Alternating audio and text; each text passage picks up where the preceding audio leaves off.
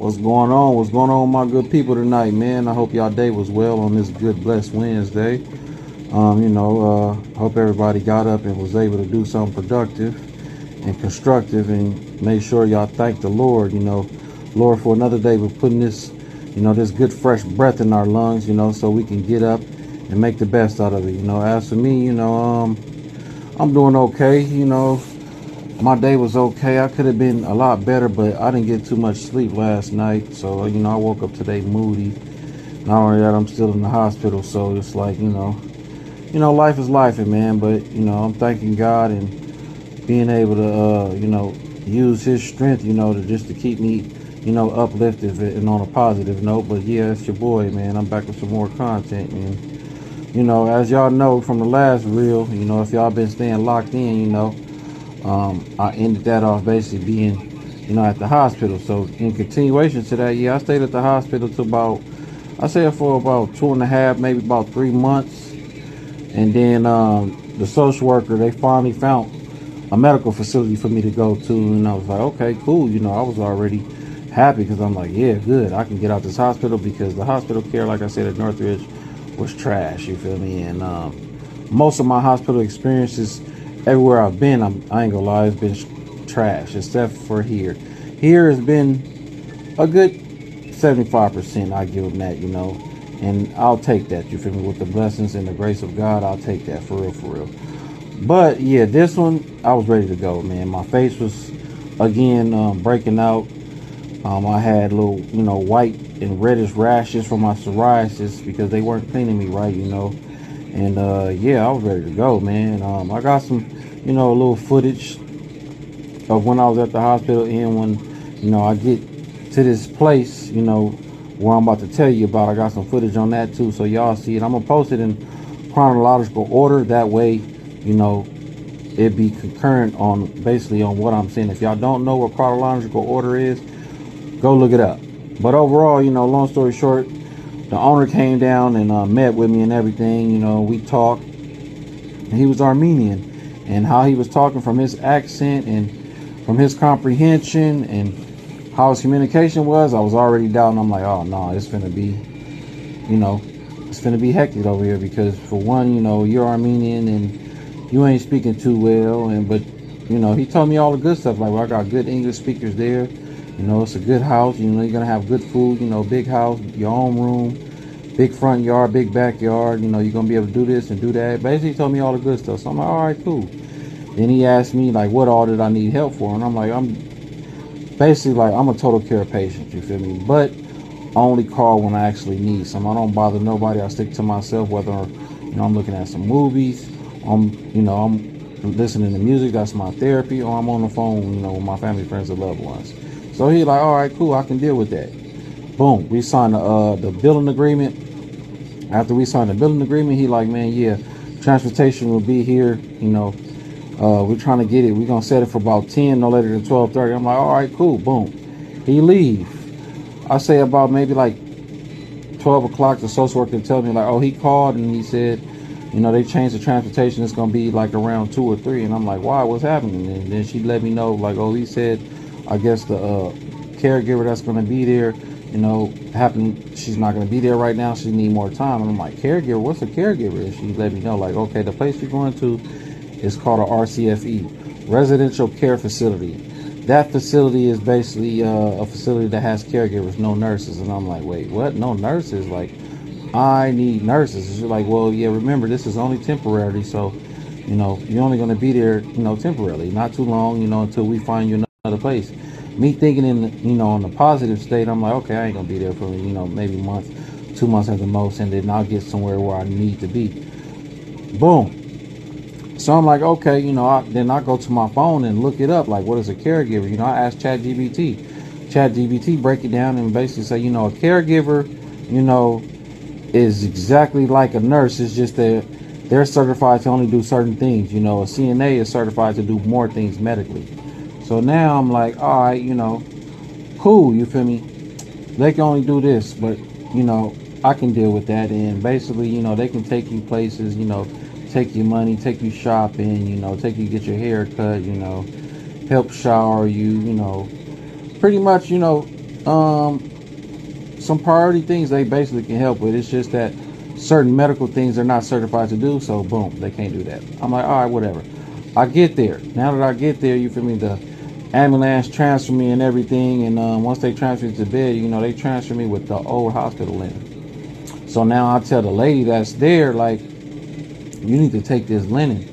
And she's like, I could take the linen and everything off from you, but you're gonna have to give me some time. And I'm like, what you mean some time? Like, I can't be up on this, you feel me, because I'm paralyzed. And if you don't know, whoever's paralyzed or whoever is not really moving like that, when you under like sheets or anything that's up under you, that's wrinkled up on you too much, it can tear your skin, you feel me? And I'm pretty sure people can understand this, like just you being normally up and going, getting up, walking around, stuff like that. If you happen to be sitting somewhere, and your pants wrinkle up so much and then your skin start itching, it's basically something like that. But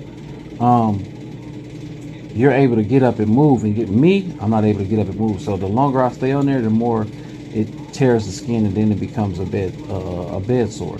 But she's like, wait. So I wait. I end up waiting like 3-4 hours, man. I'm irritated. I'm mad. The administrator get there and everything, and then they help me. I tell the administrator, like, after they help me, I'm like, man, y'all gotta clean the wall. Got boo-boo on the wall. And I'm asking her, like, what all am I gonna need help? Because if it's gonna be like this with this lady here, like, I don't want to be here, And then she's like, oh no, don't worry about it. It's gonna be good, you feel me? And we gotta do, a body check. And I'm like, why? She's like, well, that's policy, just to make sure, I ain't got no bed sores. That way, if I sue or anything like that, I can't sue them for that because the bed sore didn't happen there. So boom, they turn me to do the body check and everything. Then unfortunately they see that I got a little trauma in my private area. I'm still bleeding, so the caregiver has to clean me up. She's mad and irritated. I could tell from her body language and from her tone of voice when she's talking to the administrator. So I tell the administrator, look, what's going on? I could tell that she's irritated and she's speaking in a foreign language. This is against my rights. She cannot speak in a foreign language unless I know the foreign language. You cannot speak in a foreign language around me. So she tells me, like, oh no, nothing wrong. She's just saying she's not a caregiver. I'm like, well, that's something wrong. I can tell the way she's talking to you. She's irritated. She's like, yeah, she is irritated. She says she's not a caregiver. Excuse me. She says she's not a nurse. She's a caregiver. She's not supposed to be doing all this. You need to go back to the hospital. Why did the hospital send you like this? If this was going on, they're supposed to send you when everything's ready. And I'm like, well, this is a part of having, a catheter. When you change it sometimes, that's trauma. Or then they like, oh, well, we got other people here that uses catheters. I've never seen this, and we basically got to take you back. And I'm like, wait, what? So I'm going to go. She's like, yeah, you're just going to go back, let them manage that, and then when everything's done, you can come back. I'm like, all right, cool. You feel me? I'd rather be here because I can still get the needs that I needed done, taken care of. So I'm like, all right, I'll go back. Boom, they call the ambulance. Boom, I'll go back. Long story short, of course, the people at the not the nursing home, excuse me, the Northridge, they upset, like, why are you back? We just discharged you. And I let them know what's going on, and then they're like, oh, okay, well, if they knew they weren't going to be able to do all that, like, if they're inadequate, basically, why, take you? And I'm like, yeah, that's exactly what I said, but, I didn't say anything. So I stayed there at the hospital, I say about 6 hours until they finally managed it. I wasn't bleeding no more. So they're like, okay, well, we called the people. They said they're going to accept you back. We're going to discharge. I'm like, all right, cool. Transportation came about what? I say about 11:45, Yeah, about 11:45, maybe 12 o'clock, no later than 12. I got back to the place about 12:15. Boom. Same thing. They got transferred me from the gurney to the bed. They transferred me, boom, ambulance leave. Now this time, she still has to take the linen from up under me because I got new linen up under me. Not only that, she has to put the railing on my bed. So I tell her that, and she like, oh yeah, I can do it, but you gotta wait till later. I'm like, later when? You gotta do that now. Like, again, I cannot be on linen, that's wrinkled up under me. So you gotta take that out. Not only that, you gotta put this rail on the bed because I have a history of seizures and I also, my body spasms. So if I have either a spasm or a seizure, I fall off the bed. That's a lawsuit. I might be hurt. So she's like, okay, yeah, I'll do it. But as she's saying it, you can tell she's irritated and all like that. And so I'm telling her, like, you ain't got to have no attitude with me. You know what? You don't want to do it? Call the owner. She walk out my room. I guess she called the owner. The owner called me and was like, what do you need? I told the owner what did I need. And I guess he, translated to her. She came back in there and about to do it. Now, she come in there with some glasses on.